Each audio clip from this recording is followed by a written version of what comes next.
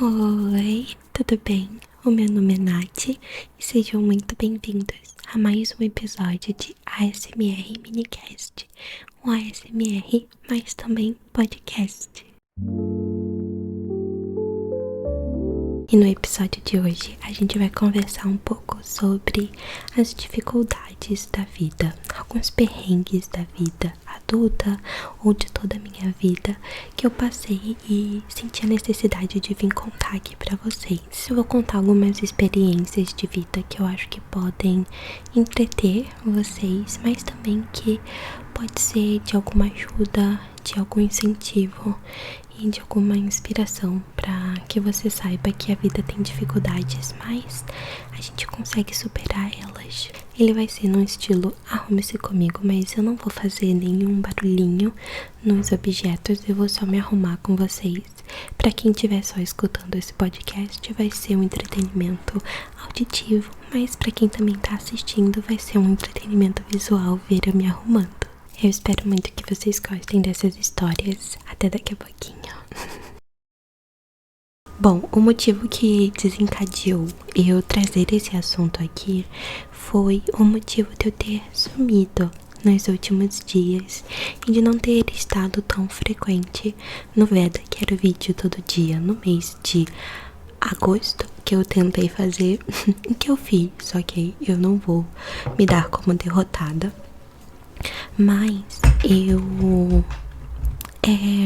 não queria vir aqui e só falar: ai gente, pois é, aconteceu isso, isso e isso, por isso que eu sumi. Porque é isso que acontece em todas as vezes que alguém some da internet, né? Então eu aproveitei o gancho de vir contar sobre essa situação pra vocês, pra contar de outras situações que eu passei na minha vida, que foram difíceis, que foram desafios e que, enfim, eu superei. E que eu acho que são boas histórias pra contar. Eu queria chamar de perrengues da vida adulta, mas eu vou falar também de coisas que aconteceram há muitos anos atrás, quando eu ainda era criança, adolescente.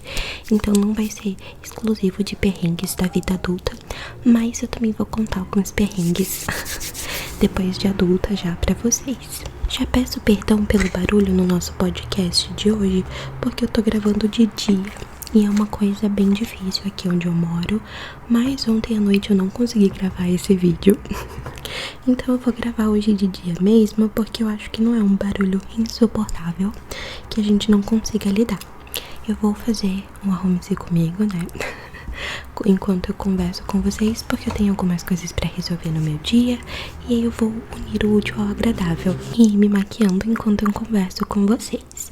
Vai ser realmente muito despojado, igual todos os meus outros podcasts, minicasts. Enfim, como eu falei, eu já passei por várias situações na minha vida.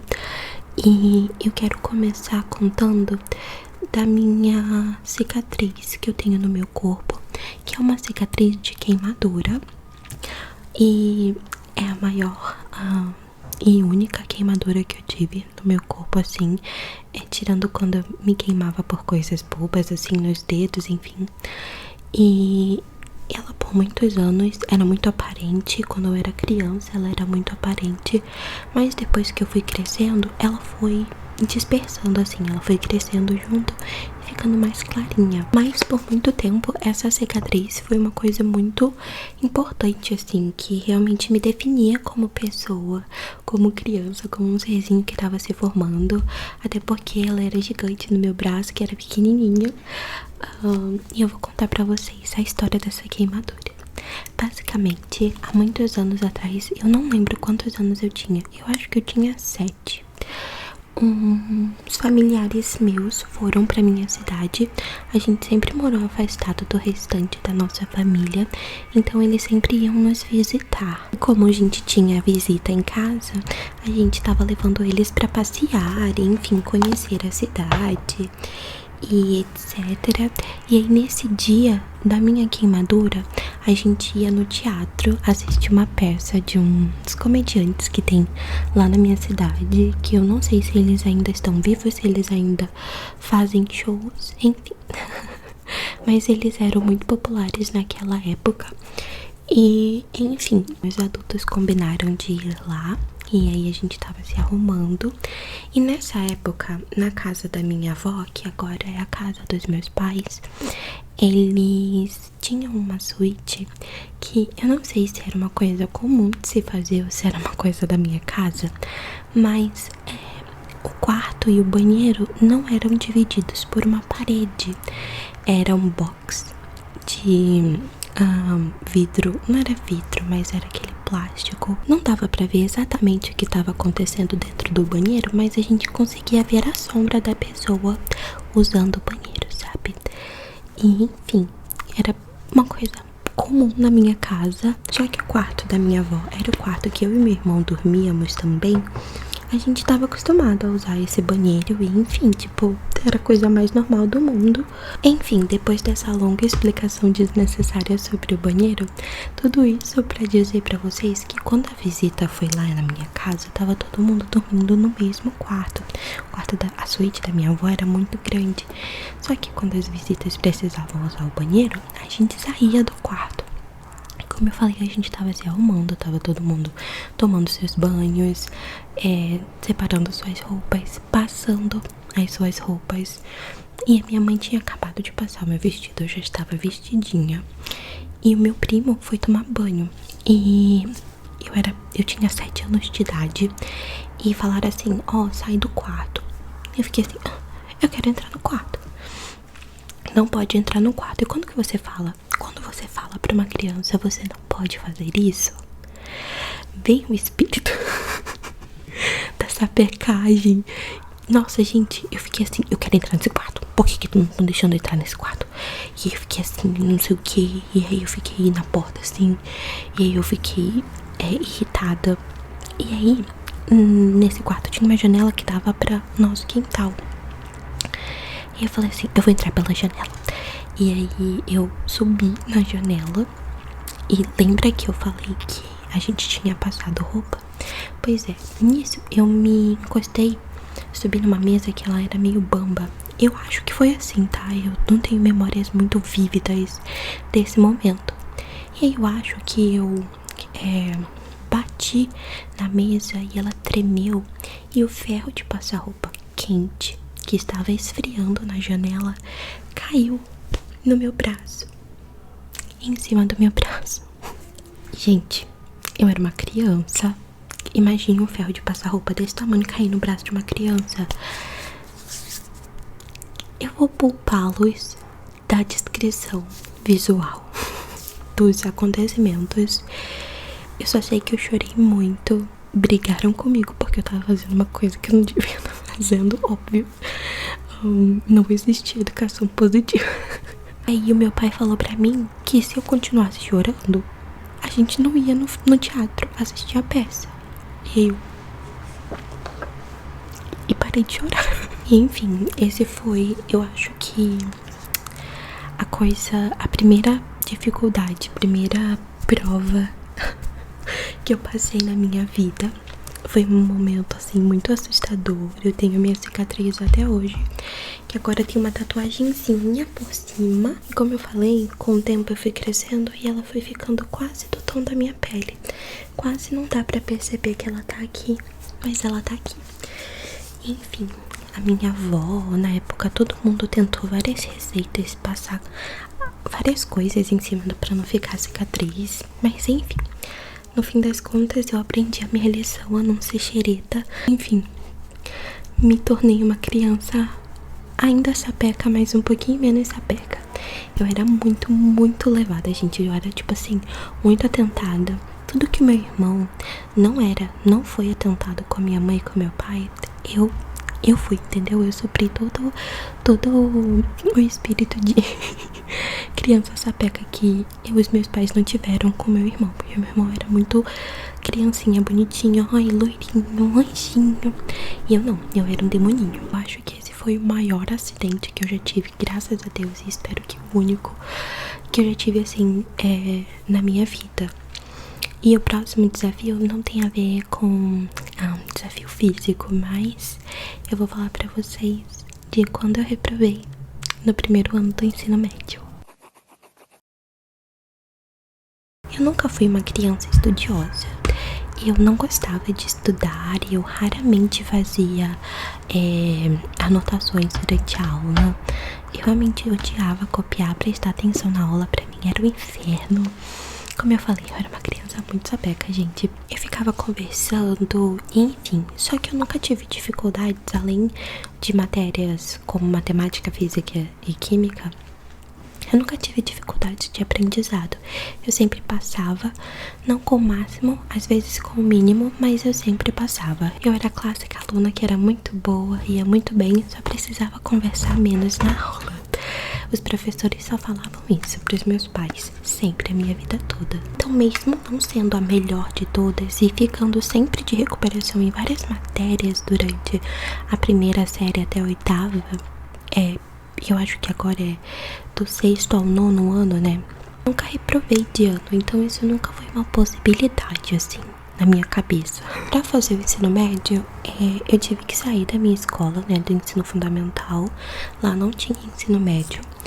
E então, eu e as minhas amigas, a gente foi pra escolas diferentes e eu fiz a prova pra passar no Instituto Federal, que pra mim foi muita novidade. Eu não sabia que existiam cursos técnicos durante o ensino médio. E enfim, eles foram lá falar sobre isso na minha escolinha e eu fiquei encantada e falei, vou tentar. Acabou que eu passei, as minhas amigas não tentaram, então eu fui a única e me separei do meu trio. E foi bem complicado aceitar isso na época. Imagina falar pra uma adolescente, uma pré-adolescente ainda, né? Que ela não vai poder estudar com as amigas dela. Eu tinha 14 anos, eu ia entrar com 14 anos no ensino médio. Então eu tava assim, ó, muito irritada. E, enfim, depois de um longo processo eu aceitei. E, enfim, as minhas amigas me deram muito apoio naquela época. E, enfim, na minha família a gente fez festinha comemorando a minha aprovação nessa escola e tal. E, enfim, entrei. E, gente, vocês não estão entendendo o que é estudar no Instituto Federal. Caso você não saiba, eu vou te explicar. É basicamente você estudar em uma faculdade. O meu Instituto Federal também tinha...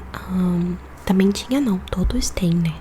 Curso superior. Então, a gente ficava minimamente separado dos adultos, mas a gente ainda tinha muitos adultos. A gente tinha a liberdade que o pessoal do ensino superior, né, do curso técnico, técnico e não tecnólogo, quer dizer, tecnólogo e não técnico, né, porque eu fiz o técnico, que é o que a gente faz no ensino médio, e tem o tecnólogo, que é o que você faz em 2 anos, é uma graduação, né, um curso superior.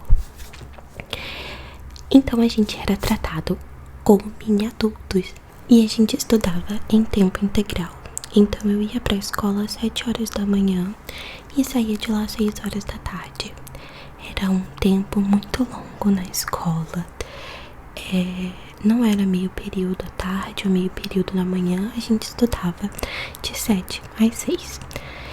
Então foi um baque muito grande de sair do ensino fundamental pro ensino médio dessa forma. Ter novos conteúdos, além dos conteúdos de ensino médio normal que qualquer outra escola teria, a gente tinha matérias técnicas. Então, enquanto uns no ensino médio estavam só estudando português, matemática e física, a gente estava estudando português, matemática, física, tecnologia de peixes, produtos industrializados, etc e tal, e várias outras matérias que a gente tinha dentro do nosso curso técnico. Então era muita cobrança. Muitos dos meus amigos saíram da escola antes mesmo de terminar o 3º ano, antes mesmo de completar o 1º ano.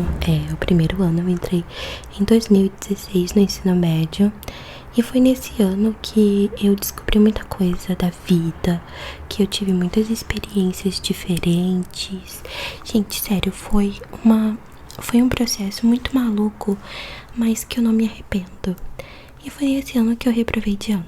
A gente podia ficar de dependência, né? Que é aquela que você reprova, mas paga no ano seguinte. A gente podia ficar de dependência em até 3 matérias. Eu fiquei em 4, eu acho que foi. Em física, matemática, química e nessa época biologia. Porque como eu sabia que eu ia reprovar, eu desisti de biologia. Não foi uma coisa fácil. Eu me esforcei bastante, mas realmente foi muito difícil. Foi muito difícil lidar com a carga horária, foi muito difícil lidar com a rotina, foi muito difícil lidar com o processo de estar me tornando adolescente, de estar vivendo experiências novas, de estar conhecendo novas pessoas. Realmente foi muita coisa. Muita gente da minha turma reprovou, muita gente se formou comigo. Eu conheci muita gente nova no ano seguinte, mas não foi fácil. O meu irmão nunca reprovou e não era uma coisa que alguém esperava que fosse acontecer assim. Foi muita pressão na minha cabeça, uma pressão que eu acho que eu mesma coloquei. Os meus pais ficaram tranquilos, eles entenderam. Eu tava me cobrando bastante. Eu acho que foi nesse ano que eu desenvolvi a minha calvície, inclusive. Eu tenho uma leve calvície aqui na minha cabeça. E foi nesse ano que eu acho que ela começou. Então foi um período de muito estresse pra todo mundo, até a minha família. E enfim, não deve ter sido fácil ser pai de adolescente nessas condições. Se pais de adolescentes já passam por tanto estresse rotineiramente, imagine de um adolescente que estuda o dia todo, que tá passando por todos os processos de ser um adolescente. Ai, gente, deve ter sido muito difícil pra todo mundo da minha casa me aguentar nessa época. Mas, mesmo tendo sido uma coisa muito difícil, uma coisa que eu vou lembrar pra sempre, eu nunca vou esquecer do apoio dos meus pais. Eu nunca vou esquecer do acolhimento que eles me deram. E, enfim, nunca me brigaram, nunca me julgaram. Sempre reforçaram a confiança que eles tinham em mim e no potencial que eu tinha, e que isso não me definia em nada. E por muito tempo a gente manteve isso um segredo da minha família. Eu acho que tem gente que nem sabe. Alguns membros da minha família ainda acham que era um curso de 4 anos, porque realmente era. Na época, um ano antes de eu entrar, então em 2015, o pessoal que entrou em 2015 saiu comigo, porque eram 4 anos de curso. Então eles ficavam 4 anos no ensino médio. Mas como a gente estudava integral, acabou ficando 3 anos de curso. E outra, a gente só descobriu que seriam 3 anos integral no dia da minha matrícula. A gente não se atentou a isso no edital e etc. Então eu só descobri no dia da minha matrícula. E não foi só eu, um monte de gente descobriu naquele dia também. Acho que muita gente não se atentou ao edital. É que no Instituto Federal você tem que fazer prova pra entrar. Se eu não me engano, atualmente não é mais com prova, o que eu acho um absurdo. Mas, enfim, era com prova que eu fiz, né, que eu entrei. E todos os anos antes de 2016 era com prova. Você fazia a prova e passava. Então, se você é adolescente e tá sentindo que isso vai acontecer com você, não é o fim do mundo. A gente já tá em quase outubro, né? As fichas vão caindo, os desesperos vão começando. Mas relaxa, não é o fim do mundo. A sua vida não se atrasa por conta disso. Eu nem sei o que seria da minha vida se isso tivesse acontecido, se eu tivesse passado no primeiro ano, se eu tivesse me formado com a minha turma em 2018. Eu não sei onde eu estaria, eu não sei o que eu estaria fazendo. Eu sou muito, muito, muito, muito fiel ao curso da vida, ao curso, os acontecimentos que vêm pra moldar a sua vida. Se eu tivesse passado, eu não teria conhecido os melhores amigos da minha vida. Se eu não tivesse reprovado, no caso. Se eu não tivesse reprovado, eu acho que eu nem estaria aqui. Não teria conhecido o amor da minha vida, não teria as minhas gatas, não teria minha casa, não teria vocês. Então, assim, eu não sei. As coisas, elas acontecem porque elas precisam acontecer. E é só isso, entendeu? É só isso. Então essa foi a história de quando eu reprovei no primeiro ano do ensino médio. E agora eu vou contar pra vocês o dia que a minha casa foi invadida e assaltada. Eu acho que desses acontecimentos e dificuldades que eu vou contar, que eu estou contando pra vocês, esse é o mais difícil, assim. um 2. Ele poderia facilmente ser o mais difícil se não fosse o que vem em seguida, o que ironicamente é mais difícil do que isso. Pra mim foi mais estressante. Em 2023, no ano que eu criei o canal, mais especificamente ali na época do Halloween, eu lembro que eu tava me organizando pra fazer os vídeos de Halloween e não tiveram, né? Eu não postei. Acho que eu postei um e logo em seguida aconteceu. Eu cheguei em casa do trabalho e a porta da minha casa tava aberta. A minha gata... Ai, gente, me dá um negócio de falar disso. A minha gata tava sentadinha na porta com a coleirinha dela, me olhando assim, sentada. Ai, meu Deus. Eu sou tão grata dessa gata não ter fugido, gente, pelo amor de Deus. Tanto de coisa que ela deve ter visto. E aí, enfim, eu cheguei. Tipo assim, eu só pensei, nossa, a porta tá aberta. Ai, que bom que a gata tá aqui. E aí depois eu fui olhando e fui entendendo o que tinha acontecido. Eu tava sem nada, assim, tipo assim, tinham coisas na minha casa, mas roubaram a TV da sala, que tava quebrada, inclusive, não tava funcionando. Eu espero que eles tenham roubado e não conseguido vender. Enfim, os ladrões roubaram tudo que eles conseguiram, sabe? Eles roubaram a minha air fryer, eles roubaram os meus portáteis, né? Tipo chapinha, secador. Ai, tudo que eles conseguiram. Eles roubaram o computador do meu namorado. Eles roubaram o Nintendo Switch dele também. Gente, tudo que eles conseguiram botar em 2 lençóis que eles pegaram da minha cama, inclusive. Eles pegaram, saíram igual 2 Papai Noel na rua, com a sacola cheia de coisa, com os panos cheios de coisa. E nenhuma alma nesse mundo, nessa Curitiba, achou esquisito.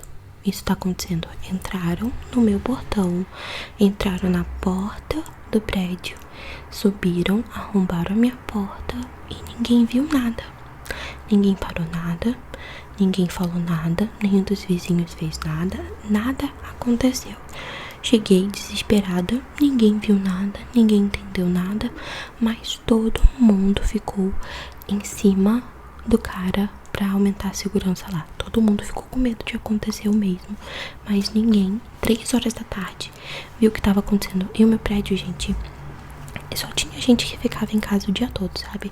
Tanto que eu cheguei e fui saindo falando com todo mundo, porque tava todo mundo em casa. Mas ninguém viu nada. Ninguém tinha obrigação de ver nada, né? Mas, enfim. E, gente, foi o momento mais desafiador, assim, que eu acho que eu tive na minha vida adulta. Eu tive que ligar pras pessoas pra avisar, pra me fazerem companhia. O meu namorado saiu do trabalho, né? Porque ele tava trabalhando. O meu melhor amigo foi lá em casa também. Eu acho que ele também saiu do trabalho. Ou ele tava de folga, não lembro. Mas ele também foi lá em casa. Eu acho que eles estavam na aula, na verdade. E aí, ele tava na aula. Eu tava chegando em casa pra ir pra aula, inclusive. E aí ele foi lá em casa, ele me ajudou. Ele que pagou o conserto, gente. Ele que pagou o conserto da minha porta pra trocar a chave, enfim, etc, gente. Eu tenho amizades que vão cuidar de você em momentos de desespero. Sejam amigos que cuidam dos seus amigos em momentos difíceis. Não só amizadezinha de rolê. Isso passa. Vocês precisam de amigos pra vida, pra coisas reais da vida, ok? Aí eu liguei pra minha mãe pra falar, liguei pro meu irmão, todo mundo desesperado. Minha mãe lá em outra cidade, na minha cidade natal. O meu irmão não conseguiu ir me ver, mas ficou muito desesperado, muito angustiado. Depois a gente se viu. Aí o Denis chegou do trabalho, saiu catando. Acho que ele entrou em modo, sei lá, justiceiro, e saiu pedindo as imagens das câmeras de segurança de todas as localidades ali. Tinha uma academia na frente, tinha uma escola. Ele foi em tudo, pediu tudo, e eles cederam, graças a Deus. E no nosso prédio tinha câmera, gente, mas o cara tava enrolando pra dar pra gente as imagens, o dono do prédio. conseguimos, levamos até a delegacia. Foi um processo muito, muito longo. E enfim, nem sei o que deu, a gente abandonou o caso. Não sei se eles acharam, não sei se foi, não sei se eles conseguiram pegar os nossos pertences. Eu acho que a gente só não queria mais lidar com essa situação, sabe? Então a gente acabou deixando pra lá. Eles roubaram muita coisa. Foi mais de 10 mil reais em coisas assim que foram adquiridas ao longo de uma vida. O Switch que o Danny ganhou quando ele era criança. Ainda o computador dele que ele passou anos montando. Gente, sabe? Que inclusive ele só conseguiu comprar outro 2 anos depois. 2 anos não, né? 1 ano depois. Tipo, ele ficou um tempão sem computador. Foi um período muito difícil. Foi um período muito assustador, assim. A gente teve outros momentos que tentaram entrar no nosso prédio, roubaram bicicletas, porque quando dói no do outro, aí sim as pessoas se ligam, né? A gente protegeu a nossa porta como pudemos, só que houveram outras 2 invasões no nosso prédio. Roubaram as bicicletas dos nossos vizinhos, entraram, foram lá no fundo, pegaram, simplesmente. E a gente mal dormia, porque a gente ficava com medo. Qualquer barulhinho eu me acordava. Foi um período muito difícil. A gente tava desesperado pra se mudar. E graças a Deus a gente conseguiu se mudar onde a gente mora. É muito mais tranquilo. Realmente foi uma aprovação, assim, sabe? Eu não sei. Eu não sei o que eu teria feito se eles tivessem feito alguma coisa com os meus gatos. Com a minha gata, eu só tinha uma na época. Olha, gente, que bonitinho. Eu só tinha uma gata na época, que era a Nila. Ela era bem filhotinha. Se essa gata tivesse fugido... Gente... Logo depois a gente já conseguiu se mudar, graças a Deus. Até porque a gente não queria estender o nosso contrato lá. O prédio já era muito velho, esquisito, largado. E, enfim, o landlord, não sei como é que é o nome, mas o dono do prédio, ele era um babaca, assim, ele não era ruim, ele nunca fez nada de errado, mas ele também nunca fez nada de bom. A gente, inclusive, tinha a impressão, a gente tava com a sensação de que esse furto foi premediado. Esse roubo, né, foi premediado, essa invasão à nossa casa. Mas a gente não tem como provar. Mas graças a Deus a gente já conseguiu se livrar. E a gente tá muito, muito, muito bem. E foi uma época muito difícil. Eu realmente achei que eu não fosse conseguir lidar. Eu acho que é da minha personalidade também. Sentir que eu não consigo. Sentir que eu não vou conseguir. E eu sempre consigo. Foi uma grande prova também no meu relacionamento. Eu acho que esse tipo de coisa edifica muito. Eu acho essa palavra engraçada, mas eu acho que é melhor. Mas ela fortifica um relacionamento. E a gente já passou por tanta coisa e ainda passou por isso, sabe? Então, assim, é uma coisa muito edificante. É uma coisa que muda você. De verdade. Eu tinha 22 anos na época. Na verdade, eu tinha 21, né? Eu fiz 22 no final daquele ano. Então, assim, gente, eu não sou muito velha. Eu tenho 23 anos, foi, tipo, 2 anos atrás. Mas aquilo ali mexeu muito. Mudou a química do meu cérebro, sabe? Vocês já ouviram essa expressão? Coisas que mudaram a química do meu cérebro. Ter minha casa invadida. E outra coisa que mudou a química do meu cérebro foi a bendita da carteira de motorista. O terceiro e último tópico que eu quero falar com vocês aqui, pra gente mudar de assunto, sair desse assunto um pouco mais mórbido, um pouco mais amedrontador, vamos falar de uma coisa muito pior, que é tirar nossa CNH. Como muitos de vocês sabem, eu tô nesse processo de tirar minha CNH há uns meses. E eu já fiz todo o processo. Eu já tinha feito todo o processo.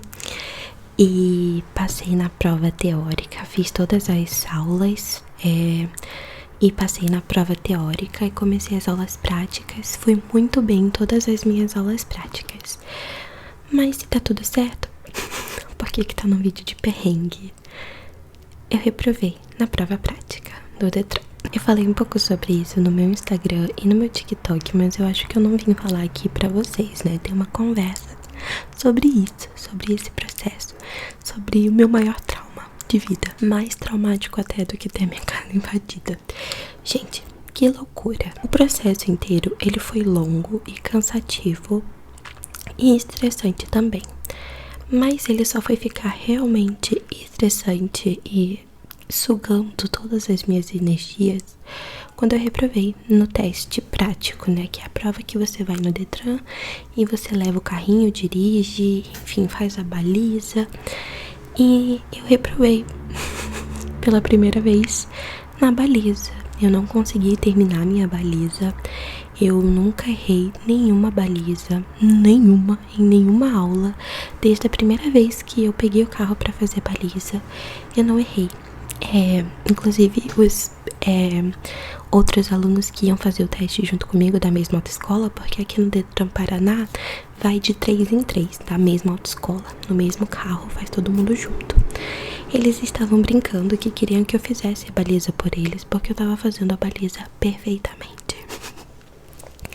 Só que o teste do Detran, o teste prático, isso já é um aviso pra todo mundo e, enfim, minhas palavras de apoio.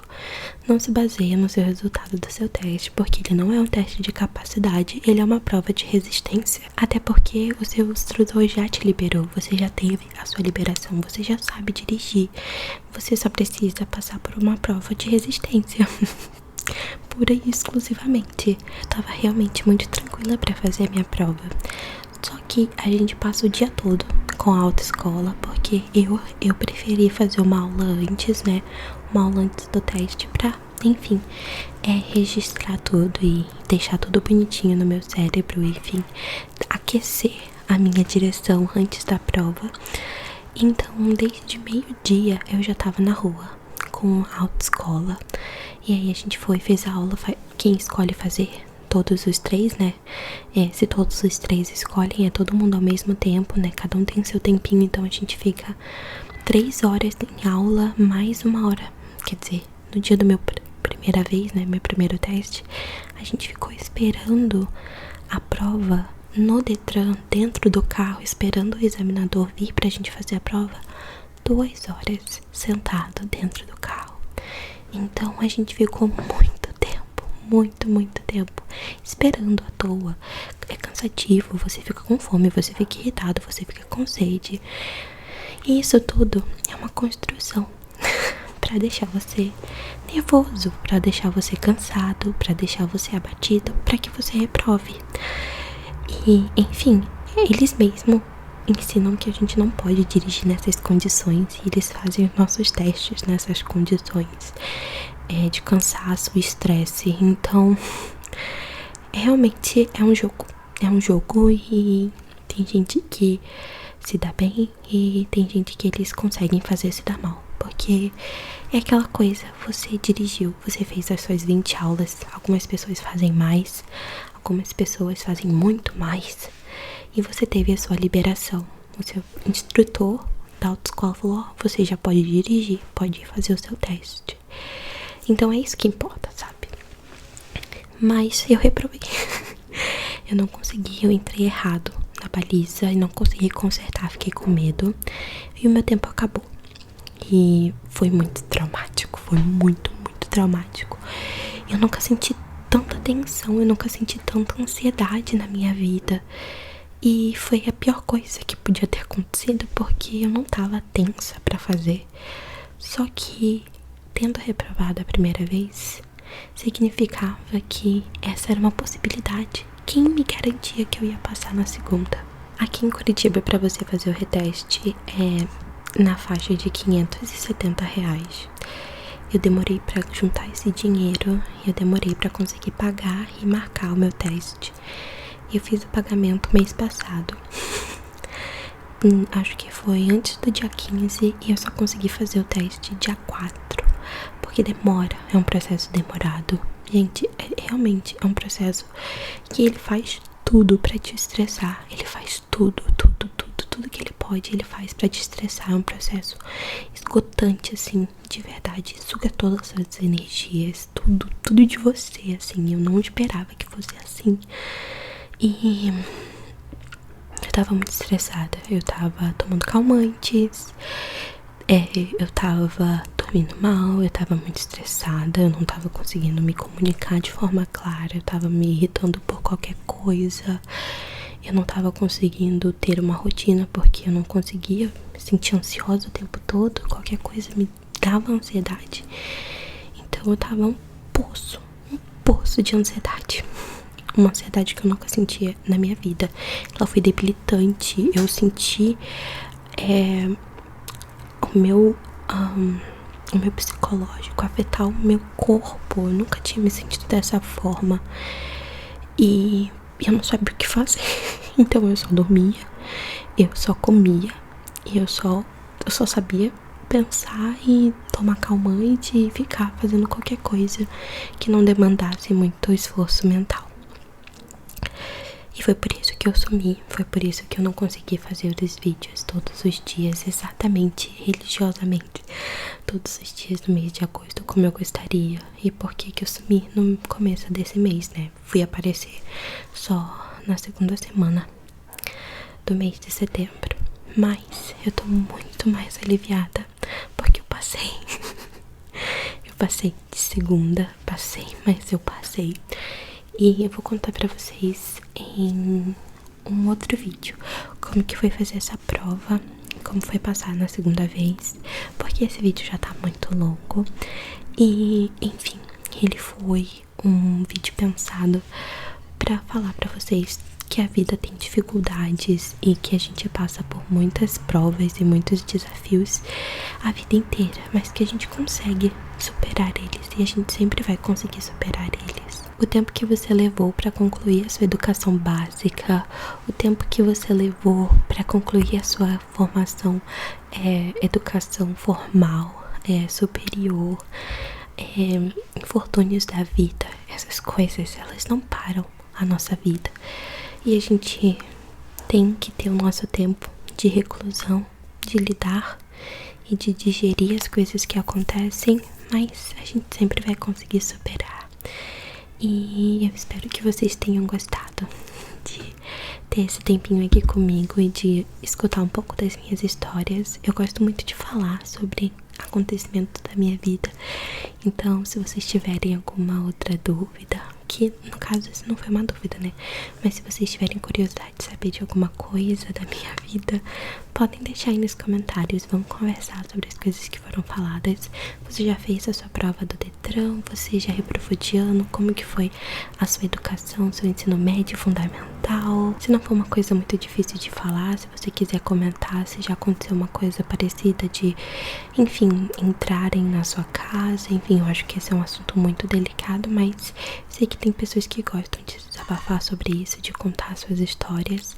Eu vou adorar ler e, enfim, conversar com vocês sobre isso. E é isso, gente. Muito obrigada por assistirem mais um minicast ASMR aqui no canal. Vejo vocês na próxima, ok?